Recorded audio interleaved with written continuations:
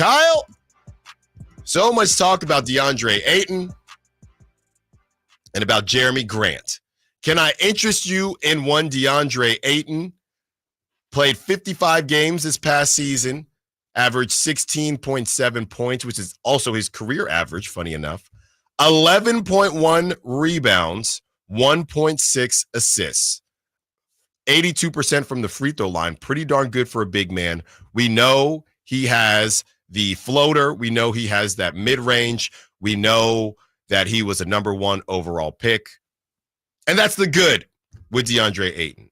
The not so good with Deandre Ayton and why there are question marks with him and whether or not you'd want him on your team is because you might want Deandre Ayton, but do you want to pay Deandre Ayton $34 million this season and $35.5 million next season, and then he would become a free agent? Kyle, are you in or out on Deandre Ayton on your Sacramento Kings? Well, that's the key. For the Sacramento Kings, no, because it's the Valanciunas argument, pretty much. Well, it's not just a Valanciunas argument. At least Valanciunas is only making $10 million a year. Yeah. With the $32 million a year, you gotta match some. Oh, 34. salaries. 34. Sorry, at the $34 million a year, you got to give up a significant piece of your rotation. For another team, I think DeAndre Ayton is more appealing. At a lesser price tag, I think DeAndre Ayton is a super appealing option. It's so weird with him. You think something's there? I still believe that it's there because I saw it like during that playoff or that run the Suns went on to the championship and then the following year where they won 62 games. Mm-hmm. Like he was the third best player on a team that came within 2 games of winning a championship. I saw it. I know it was during the weird season where they played the finals in August, but I saw it. DeAndre Ayton was that guy. I don't know what has happened in the time since other than he got into a giant fight with Monty Williams. And then he had the funny quote over the summer about how he was like, it's been during the fall, he's like, it's been an adjustment coming to Portland. I was living on an air mattress for 2 weeks. Yeah, he was living on an air mattress. He had the situation we joked about earlier where he got snowed in. He couldn't get to a game. I forgot about that. Yeah, he couldn't get to a game because there was snow.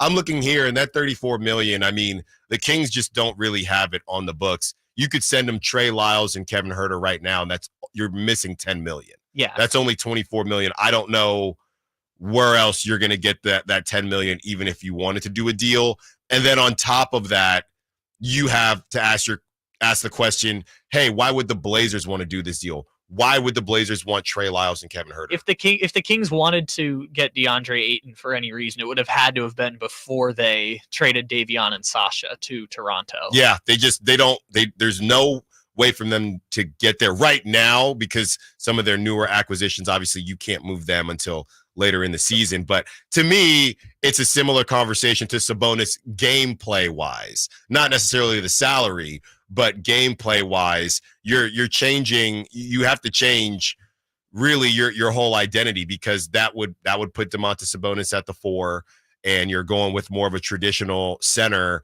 Is Domantas Sabonis going to be able to guard the Jeremy Grants of the world and guys like that? I don't want that. No, and I think the Kings talk about spacing as well. That spacing now you have, and I think the DeMar DeRozan spacing thing is overblown. But DeAndre Ayton, Sabonis, and to a lesser degree, DeMar DeRozan and De'Aaron Fox, who has been hot and cold with his 3-ball, that spacing is basuda. That spacing is trash. Yeah, this is what's so intriguing about Ayton himself, because I think we both agree the Kings, it's just not realistic and or makes sense for what the Kings are doing to get Ayton. But what's so interesting about him as the player is a situation like Portland was supposed to be where he put up numbers on a team that wasn't supposed to be good, but it was supposed to help him kind of take that next step. Remember when he signed the restricted free agency deal with Indiana? And that was before Halliburton had kind of blown up and they were kind of on the outs with, they've been on the outs with Miles Turner for like 8 years, but he's still there. But it was supposed to be like rebuilding situation, gets a shot as a number 2, can flourish so that by the time he gets to this year, next year, where he's in line for a max, maybe he's good enough to get that max extension in his 7th or 8th year. And what was so weird about last year is it was like, okay, he started out with 9 points a game. Then he got to 11. And I just kept thinking he was going to break out. And for some reason, he just stayed at 9 points a game all season. And I didn't watch enough Portland to know what was happening, but I thought he was going to be the leading scorer on that team. I thought it was going to be him and Scoot putting up numbers on a team that stunk. And it just was not that at all last year. By the way, Scoot just signed to Clutch. He's now on the Clutch roster.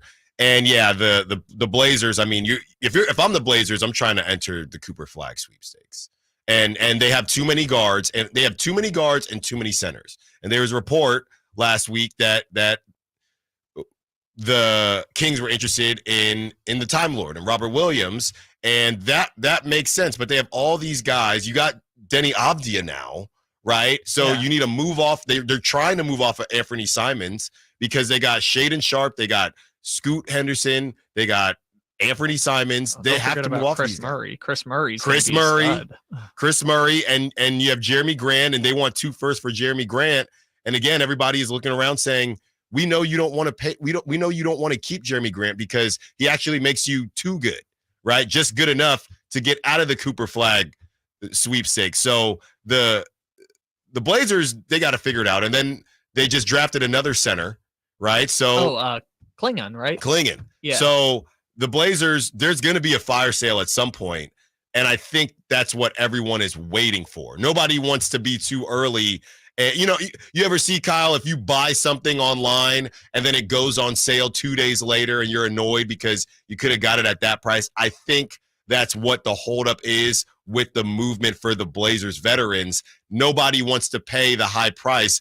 They're waiting for Prime Day or whatever it is. I guess there's a lot of those guys. Like Thibault is someone I've been wanting for 2 years on the Kings. Yeah. That one, awesome. Go for it. It's just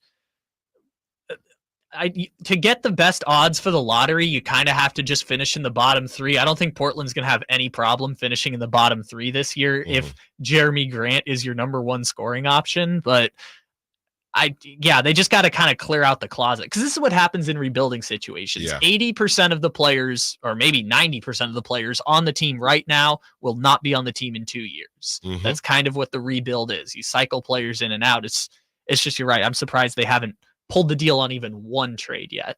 916-339-1140. Are you interested in one Deandre Ayton? Make the case, because Kyle and myself, we're not convinced. Are you convinced that this new group of NFL Hall of Famers, the 2025 list just came out, are you convinced they should make it in? Also, we get back into some Kings